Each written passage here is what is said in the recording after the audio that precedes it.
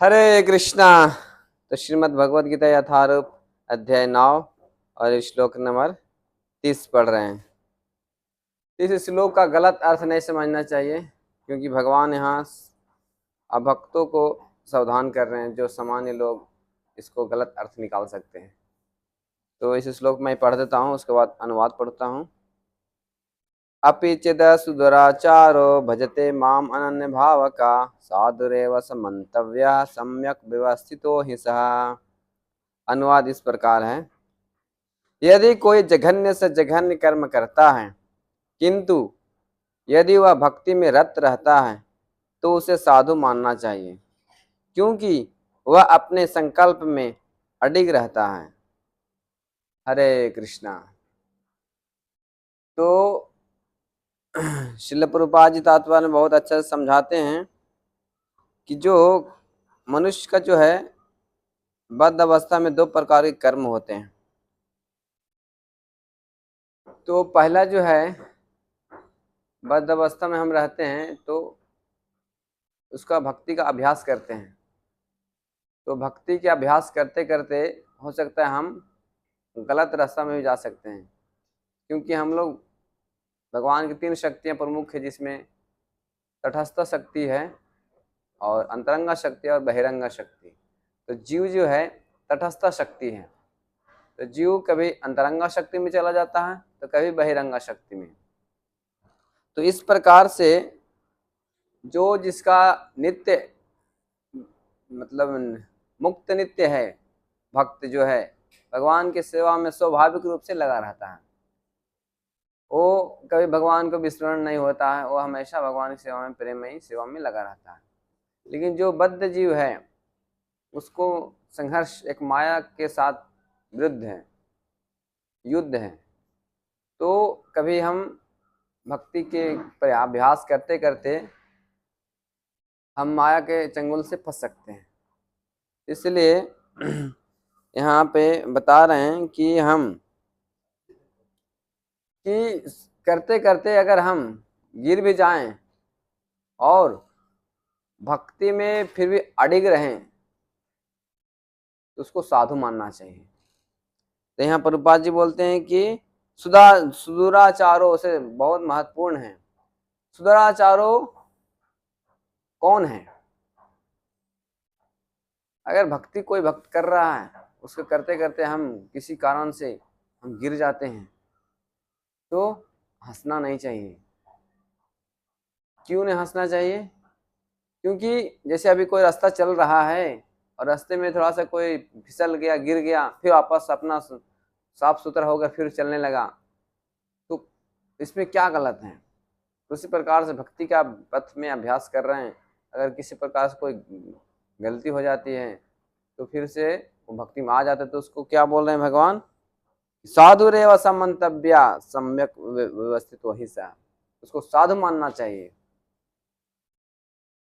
नहीं तो अगर इस साधु बताते हैं महत्वपूर्ण शब्द है, साधु मानना चाहिए। अगर हम नहीं मानते हैं तो भगवान की वाक्यों में आप उनको अवज्ञा कर रहे हैं। आगे बोलते हैं मंतव्य, भगवान बोले मेरा मत है ये, इसको मानो। अगर कोई नहीं मानता है तो और अपराध करता है, भगवान के वाक्यों में आप संशय कर रहे हो।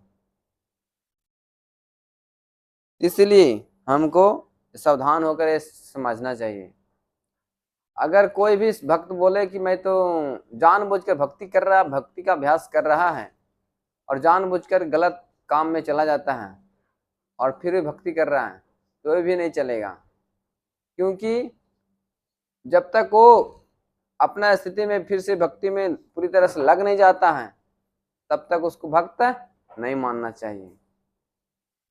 ऐसा नहीं कि अभ्यास कर रहा, गलत काम कर दिया और फिर लग गया, ऐसा नहीं, जानबूझकर नहीं। जैसे अजामिली कथा हम लोग श्रीमद् भागवतम में सुनते हैं, वो पहले ब्राह्मण खानदान में जन्म लिए थे और वो सब सारे वेद पाठ जानते थे, लेकिन किसी कारणवश वो विषयों के प्रति आसक्त होने के कारण वो गलत काम करने लगे, सारे पाप करने लगे। और पाप करते करते वो ब्राह्मण के आशीर्वाद से फिर से भगवान के उनके नाम का उच्चारण करने लगे। जैसे उनके एक छोटे पुत्र का नाम रखा था नारायण, तो नारायण नाम उच्चारण कर रहा था बार बार, ये सोचकर कि नहीं कि मैं पाप किया हूं इसके लिए कर रहा हूं, वो क्योंकि स्वाभाविक नाम उच्चारण कर रहा था अपने पुत्र का नाम, तो ये सोचकर नहीं कर रहा था कि मैं पाप किया उसका पाप मिट जाएगा, इसके लिए उच्चारण नहीं कर रहा था। तो जानबूझकर मैं पाप किया हूं, अभी भगवान का नाम लूंगा हमारे पाप मिट जाएंगे, ऐसा नहीं करना चाहिए, यह अपराध है नाम के बल पर पाप करना, क्योंकि अज्ञानता में वो काम कर रहा था ऐसा। वो भगवान का नाम तो ले रहा था, लेकिन वो ये नहीं सोच कर रहा था कि मैं पाप मिटाने के लिए काम कर रहा हूँ। तो इसीलिए यहाँ पे बोल रहे हैं कि हमको जानबूझकर पाप कर्म में लिप्त नहीं होना चाहिए।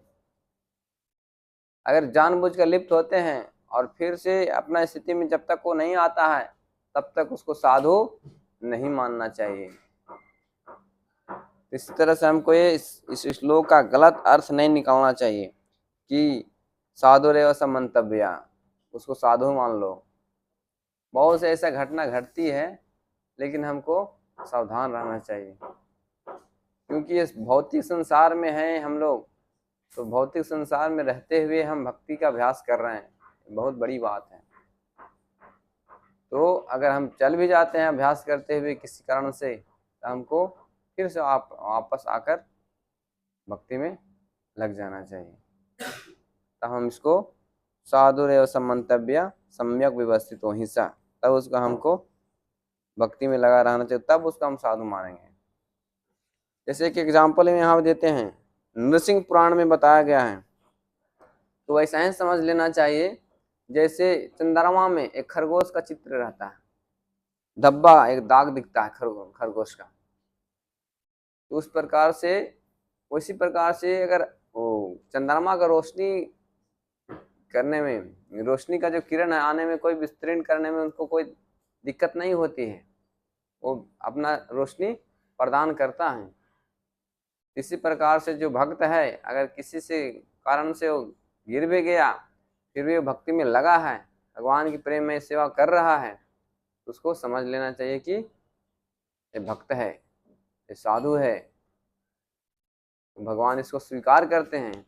तो हम लोग कौन होते हैं निंदा करने के लिए कि वो ऐसा किया वैसा किया। हंसना नहीं चाहिए, इसमें बता रहे प्रभुपाद जी की हंसना नहीं चाहिए।